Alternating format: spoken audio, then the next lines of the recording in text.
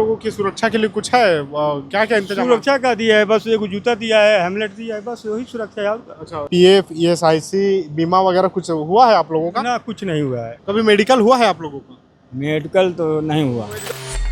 नमस्ते, मेरा नाम हरपाल है और आप THN 24 देख रहे हैं। कुछ दिनों पहले रायगढ़ के पूंजीपत्र थाना क्षेत्र अंतर्गत मां शिवा स्टील एंड अलॉयज उद्योग में हादसा हुआ था। हादसे की तारीख मैं बता दे रहा हूं, 29 जुलाई 2026। 29 जुलाई की सुबह लगभग 7:30 बजे के आसपास फर्नेस है, फर्नेस में कुछ हादसा होता है। उसके बाद जो अंदर का गर्म लोहा है, जो लावा है, वो 5 मजदूरों के ऊपर छिटक जाता। छिटकने के बाद मजदूरों को आनन फानन में अस्पताल में भर्ती कराया गया। 2 मजदूर ऐसे जिनकी हालत नाजुक बनी हुई थी, उनको बेहतर इलाज के रायपुर के एक निजी अस्पताल ले जाया गया। लेकिन जिन 2 मजदूरों को बेहतर इलाज के लिए रायपुर ले जाया गया, उनकी मौत हो गई। मजदूर का नाम है एक प्रमोद कुमार सोनी। ये रायगढ़ जिले के ही लैलूंगा के रहने वाले थे।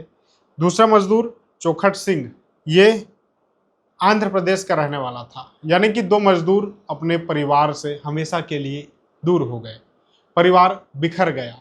मजदूरी करते थे, लगभग इनके जो साथी है वो बता रहे थे कि 15 से 18 हज़ार रुपये इनको मेहनताना मिलता था।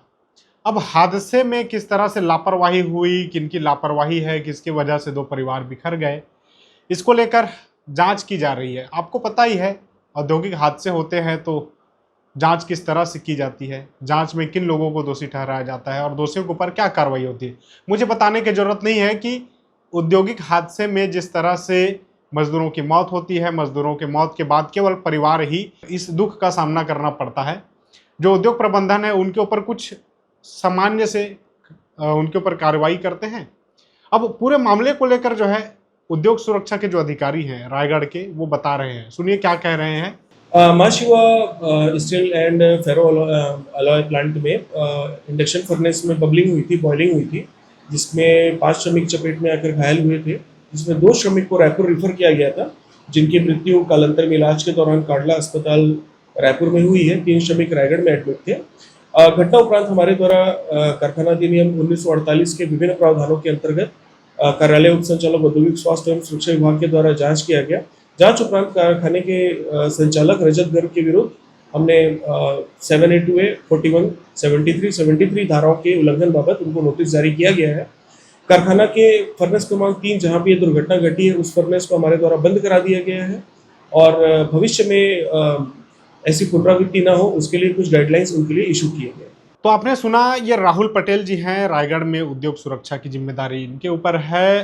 रायगढ़ औद्योगिक जिला है और जानकार बताते हैं कि उद्योगों में इस तरह के हादसे होते रहते हैं, लेकिन जो लापरवाही है वो उद्योग प्रबंधन की है। कैसे?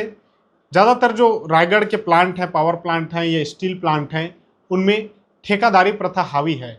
ठेकेदारों के माध्यम से काम कराए जाते हैं और ज़्यादातर जो लेबर है जिनकी मौत होती है, उनका ना ही पीएफ, ईएसआईसी, सुरक्षा के लिए बीमा, कोई मजदूर अगर अपाहिज हो जाता है तो उसके भविष्य के लिए क्या होने चाहिए, इसको लेकर कोई विचार नहीं किए जाते।